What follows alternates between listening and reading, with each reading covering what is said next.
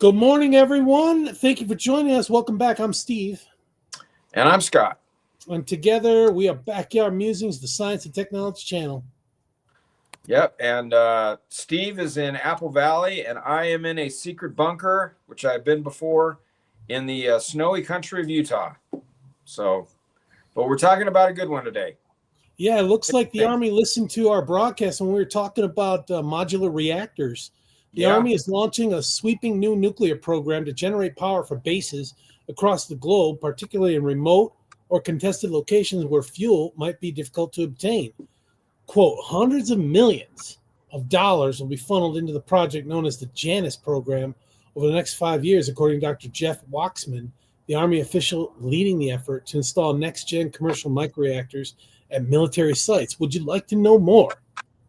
The new plan follows an executive order President Donald Trump signed earlier this year, directing the Department of War to, formerly the Department of Defense, if you haven't been keeping up, to begin operating an Army-regulated nuclear reactor at a U.S. military installation by September 28. Okay, that's good. Bold. Yeah, that's pretty cool. The initiative will be led by the Department of the Army, designated as the executive agent for the mission. Waksman described Janus as a real hardware program aimed at delivering tangible energy capacity rather than a policy concept.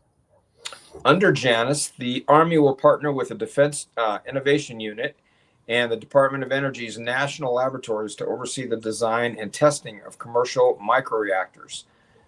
The reactors will be commercially built and operated rather than owned by the military. To encourage, that's good, right? That's good for private sector. Yeah. So to encourage private investment, the Army will use a milestone-based contracting model inspired by NASA's Commercial Orbital Transportation Services, or COTS, program, in the same framework that helped launch the commercial space industry by funding companies like SpaceX and Boeing to reach key technical milestones instead of paying for traditional government procurement. So fast tracking. Let the private sector fund it, and just the government can take advantage of it. The Army hopes this flexible model will accelerate development, lower costs, and spur a self-sustaining market for small reactors that could eventually power both military and civilian infrastructure.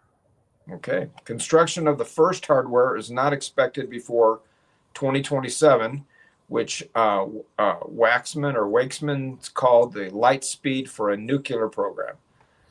Earlier work will focus heavily on materials, science, and supply chains, which he said remain major bottlenecks. The Army plans to work with multiple vendors, each expected to build at least 2 reactors, the first serving as a prototype and the second refined through lessons learned. Beyond powering domestic installations, officials say Janus will also help solve one of the most pressing logistical challenges in a potential conflict with China, moving energy across vast ocean distances. Waksman cited Guam as an example, an island where more than 90% of electricity comes from imported oil delivered by foreign flag tankers traveling thousands of miles across contested sea lanes. For now, the reactors will remain stateside, but Waksman said the technology is being developed with future expeditionary use and commercial spinoffs in mind. As we previously reported, nuclear microreactors are smaller, factory-built power systems that use the same basic principles as traditional nuclear plants, but at a fraction of the size. When did we talk about that? Was that earlier this year, or is it the end of last year?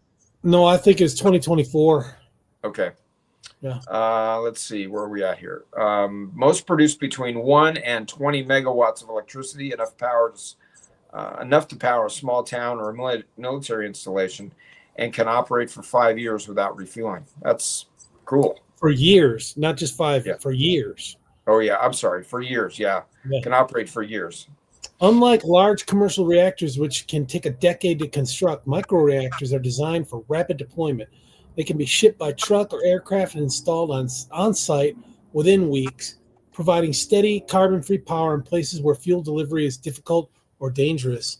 I love this. I mean, if we go into combat somewhere, bring a reactor with us, that'll power up a base, and then if we peacefully you can put it anywhere. Yeah, we Put could it just give anywhere, it right? to the government. Yeah, yeah. Yeah, that's a cool deal. I like how they're testing it with the military. If it works with the military, let's do it for Coeur d'Alene, Idaho, or Bay City, Michigan, or these small towns wherever. Let's just use it. Yeah, middle of Nevada, middle of Wyoming, where there's nothing. Elko, Nevada. Yeah. Yeah, exactly. So, All right, all right, folks. great Thanks for story. joining us. We'll see you this afternoon. Thanks.